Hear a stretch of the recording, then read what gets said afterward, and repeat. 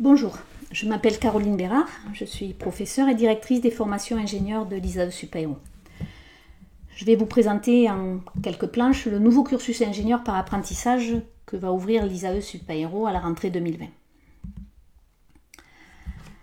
Contexte et positionnement, ce diplôme d'ingénieur de l'ISAE Supaéro est tourné vers la spécialité génie industriel pour l'aéronautique et l'espace.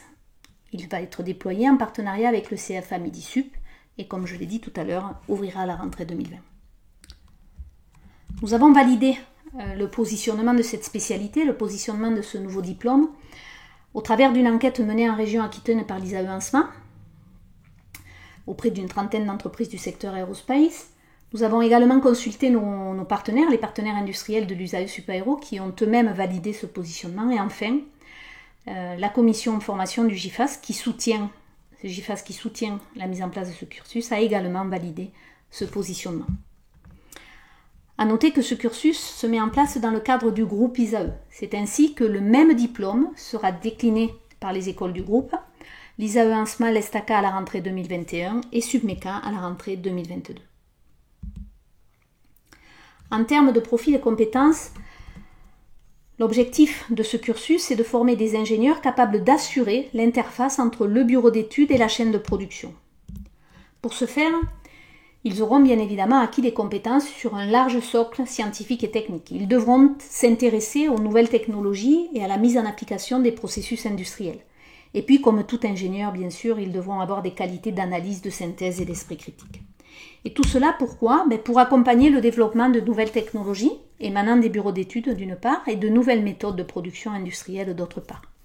Mettre en place et optimiser des systèmes de production, encadrer et animer une équipe et conduire des projets pluridisciplinaires, comme c'est souvent le cas dans le domaine de l'aérospace.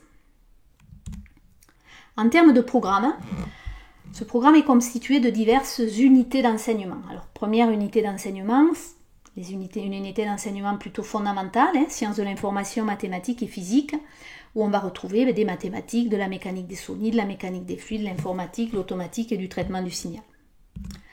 On va ensuite avoir une unité d'enseignement plutôt technologique, donc avec des enseignements autour des capteurs, de la SAO, des matériaux, de l'architecture des systèmes, des télécommunications, de la cybersécurité. Ensuite, une unité d'enseignement autour de l'aérospace, puisque le domaine d'application choisi pour cette formation, c'est l'aérospace, où on va trouver des enseignements assez classiques d'aérodynamique, de thermodynamique, de mécanique du vol, bien sûr, de structure aérospatiale et d'architecture des aéronefs et des véhicules spatiaux.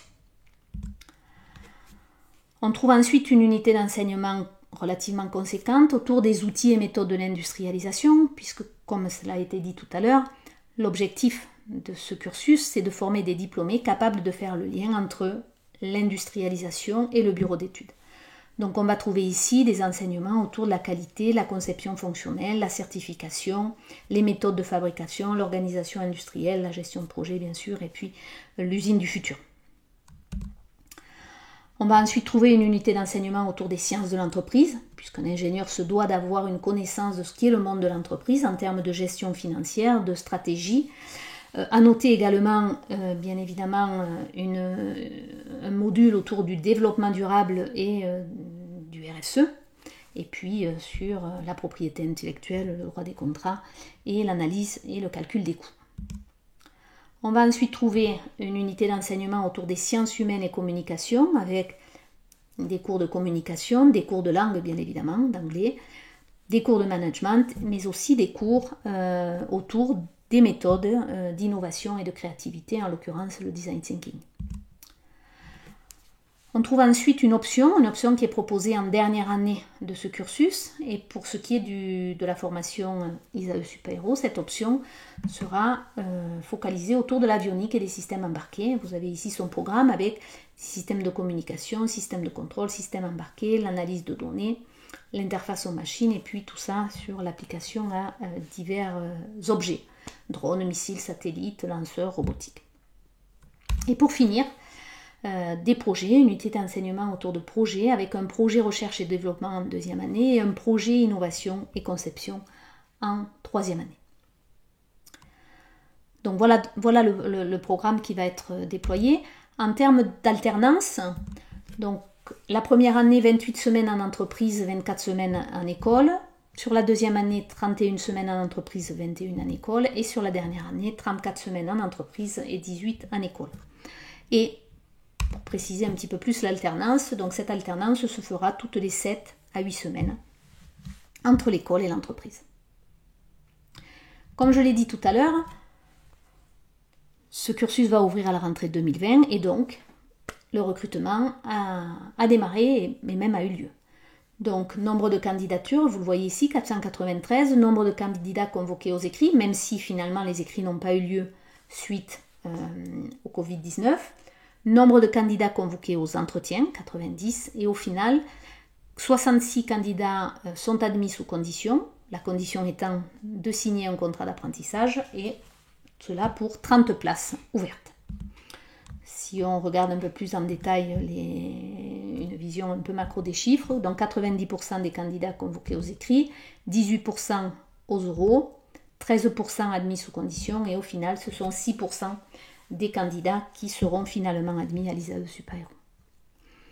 En termes de titres d'accès, donc majoritairement les candidats étaient titulaires d'un DUT, puisque vous voyez 61% des candidats étaient titulaires d'un DUT et au final on a retenu 51 candidats avec un DUT, ce qui représente 77% des admis sous condition. A noter que parmi ces DUT, on retrouve les deux DUT un peu majeurs, génie mécanique et productique d'un côté et mesures physiques de l'autre. On a bien évidemment eu des candidats titulaires de BTS, de licence, également de prépa, mais vous voyez qu'ici on a volontairement réduit le nombre d'admis sous condition, puisque l'objectif de ce cursus-là est de venir recruter des profils différents des profils de ceux que l'on recrute sur le cursus sous statut étudiant. Trois candidats avaient un bachelor et puis comme toujours quelques candidats n'avaient pas de titre d'accès. Voilà, donc ce cursus ouvre à la rentrée 2020. Nous avons 70 admis sous condition qui sont en train de chercher un contrat par apprentissage. Et donc, j'ai envie de vous dire, faites le bon choix et recrutez un apprenti ingénieur de l'ISAE Supaéro.